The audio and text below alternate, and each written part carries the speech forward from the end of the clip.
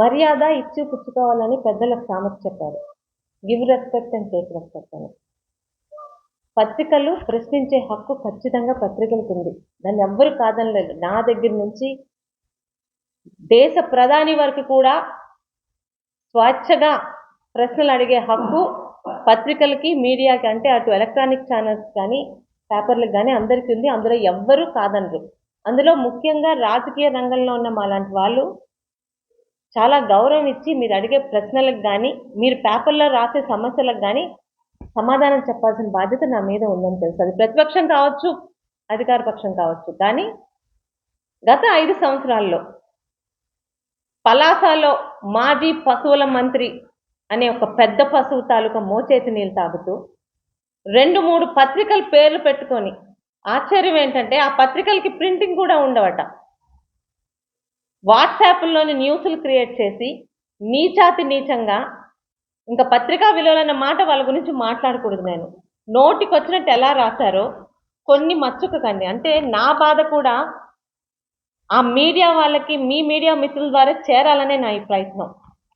శిరీష చౌదరి ఓటమే లక్ష్యంగా.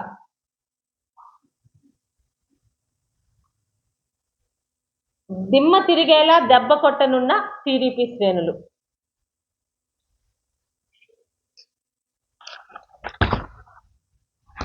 నేనే రోజు దాచలేదు నా భర్త కులం ఏంటో, నా కులం ఏంటో.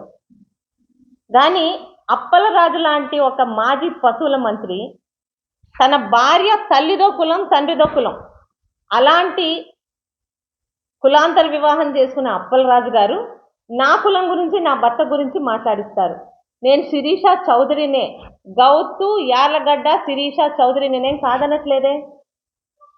అబద్ధాలను, పచ్చి అబద్ధాలను నోటికొచ్చినట్టు చేతిలో ఒక పేపర్ అని పెట్టుకొని దిశ, మన చిక్కోలు, జనమని పేపర్లతో నోటికొచ్చినట్టు రాయించారు. శిరీషపై సామాజిక తిరుగుబాటు. ఏ సమాజం నా మీద తిరుగుబాటు చేస్తే ఈరోజు నాకు 41,000 మెజార్టీ వచ్చిందండి. అప్పలరాజు గెలిచింది కేవలం 18,000 మెజార్టీతో. సామాజిక తిరుగుబాటు చేసిన శిరీషకి ఈరోజు 41,000 మెజార్టీ వచ్చింది. ఏ సామాజిక నా మీద తిరుగుబాటు చేశారో ఇది రాసిన వాడు చెప్పాలి. ఇక అన్నిటికన్నా ఘోరం ఏంటంటే, నాకు టికెట్ డౌటా లేదా, పాపం చాలా డౌట్లు క్రియేట్ చేశారు. కానీ శివాజీ షేమ్జీ నా తండ్రి గురించి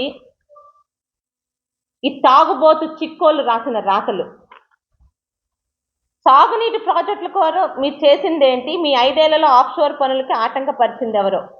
ఆఫ్షోర్కి 426 కోట్లు తీసుకొచ్చింది నా తండ్రి, అప్పటి ఎమ్మెల్యే గౌతు శ్యామసుందర్ శివాజీ అన్న విషయం రాష్ట్రం అంతా తెలిసి పలాసలో అబద్ధాలు రాసే వీళ్ళకి తప్పితే, అదే ఆఫ్షోర్కి 5 సంవత్సరాలు, 4 సంవత్సరాలు మంత్రిని చుట్టుపక్కల కొండలు గుట్టలు కబ్జాలు చేసిన అప్పలరాజు రూపాయి కూడా తీసుకురాలేదు.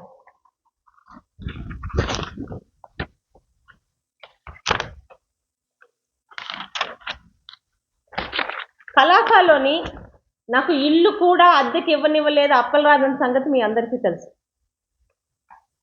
కాలకేయంలో నివాసం శుభమా అని పలాసలోని నువ్వు ఇల్లు ఇవ్వకపోతే ఈ అప్పలరాజు అనే ఒక మాజీ పశువు ఇల్లు స్థలం కొనుక్కొని నేను ఇల్లు కట్టుకుంటుంటే వీళ్ళ ద్వారా రాసిన రాతలు.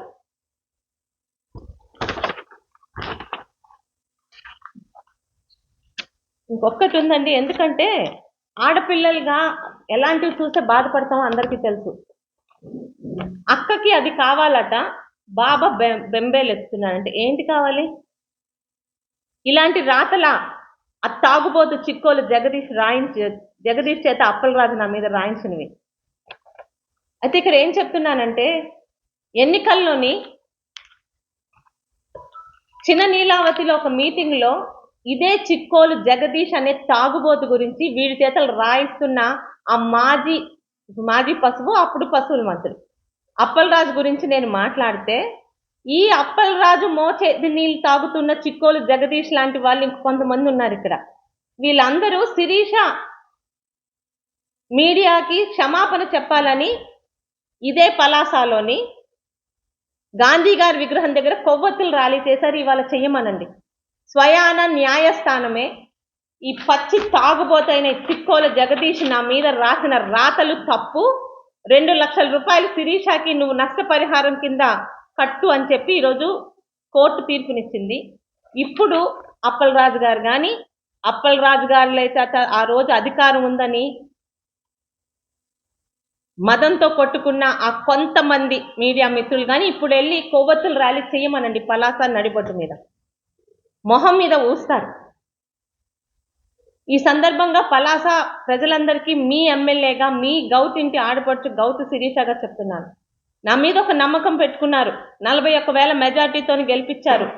9 నెలలు, 5 సంవత్సరాలు, 1 సంవత్సరం ఎమ్మెల్యేగా, 4 సంవత్సరాలు మంత్రిగా ఉండి ఏమీ చేయలేని అప్పలరాజు కన్నా 9 నెలల్లో నేను సాధించింది 10 రెట్లు ఎక్కువ అని ఈరోజు బల్లగుద్ది నా మీడియా మిత్రుల ముందే చెప్తున్నాను. కాదని ఎవడైనా మాట్లాడతాడా? 5 సంవత్సరాల్లో కట్టిన ఒక కిడ్నీ హాస్పిటల్ని ముందు నుంచి వెనక నుంచి చూపించి నేను అభివృద్ధి చేశానన్నావే, ఆ కిడ్నీ హాస్పిటల్లో నువ్వు తెచ్చిన స్టాఫ్కి జీతాలు నేను ఇచ్చాను సంవత్సరం తర్వాత నా ప్రభుత్వంలో. అది నీ చేతకానితనం, నా పనితనం. చాలా బాధ అనిపించిందండి. 5 సంవత్సరాలు మామూలుగా ఆడపిల్లగా బాధపడలేదు నేను. ఇవన్నీ కొన్ని నీచంగా తప్పుడు మాటలు, తప్పుడు రాతలు, మానసికంగా నేను నరకం అనిపించేలా రాశాడు ఈ తాగుపోతు చిక్కోలు జగదీష్. ఇవాళ రమ్మనండి, వీడొస్తాడో, వీడి చేత చెత్త రాతలు రాయించిన ఆ మాజీ పశువు అప్పలరాజు వస్తాడో, కోర్టు దగ్గరికి వెళ్ళి మీరు చెప్పింది కూడా తప్పే, కోర్టు ముందు ఆ రోజు సపోర్ట్ చేసిన మీడియా మిత్రులందరికీ ఈరోజు వెళ్ళి కొవ్వొత్తులు పట్టుకొని ర్యాలీ చేయమనండి. సిగ్గుండాలండి.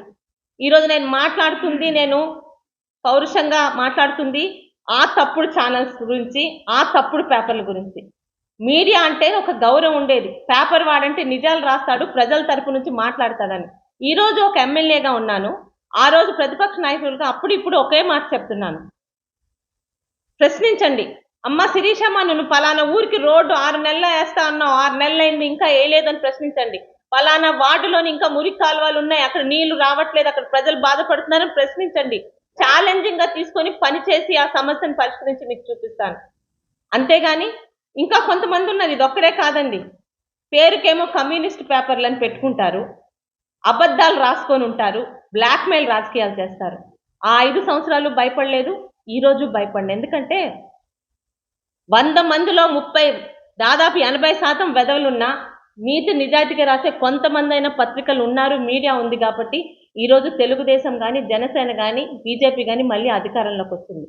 5 సంవత్సరాలు అబద్ధాలే పునాదిగా ఈ 4-5 పత్రికల్లో అప్పలరాజు నన్ను మానసికంగా ఇబ్బంది పెడుతూ గౌతు కుటుంబం మీద కూడా తప్పుడు రాసిచ్చాడు. ఏమైంది? ఏమన్నా జరిగిందా? నీకు 18,000 మెజార్టీ ఇస్తే గౌతు ఆడబిడ్డకి ఈరోజు 41,000 మెజార్టీ ఇచ్చారు. అబద్ధాలు ఒక్కసారి చెప్తే వింటారు, కళ్ళతో కనిపిస్తున్నది. 5 సంవత్సరాలు నువ్వేం చేసావయ్యా అంటే ఇక్కడున్న 5 కొండలను మింగి ఈ ఊర్లోని తెలుగుదేశం వాళ్ళని ఇబ్బంది పెట్టి తప్పుడు కేసులు, ఇళ్ళలు పగలగొట్టడాలు. నిమిషం పట్టదు ఈరోజు నీలాగా నేను చేయడానికి. ఇక్కడ నువ్వు చేసిన ప్రతి అరాచకడానికి, ప్రతి అబద్ధానికి ఈరోజు అభివృద్ధి చేసి చూపిస్తూ నేను నా సమాధానం చెప్తున్నాను. ఈరోజు కూడా ఆయనకి 2 లక్షలు ఫైన్ వేశారని కాదు, 2 లక్షలు అవ్వచ్చు, 2 కోట్లు అవ్వచ్చు, 22,000 కావచ్చు, కానీ ఈ తాగుబోతు తప్పుడు పని చేశాడు అని ఈరోజు కోర్టు నమ్మి వీడికి శిక్ష వేసింది.